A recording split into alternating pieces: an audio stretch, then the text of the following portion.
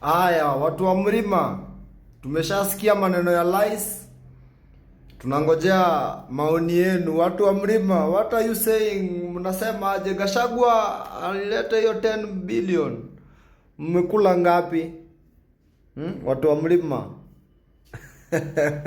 Na niliona mkipewa mchele na maharagwe. Bado iko watu wa mlima. Sasa ile tunaongelelea vitu za maana, nyinyi mnapewa mchele, mnafurahia. Watu wa mlima. Haya, ngojeni mpatiwe 10 billion.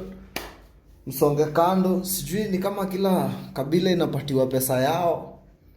Kuna kitu sijaelewa namna gani, nini inaendelea? Hebu mtuambie, labda watu wanapatiwa pesa wakienda, kila mtu akienda mahali anataka.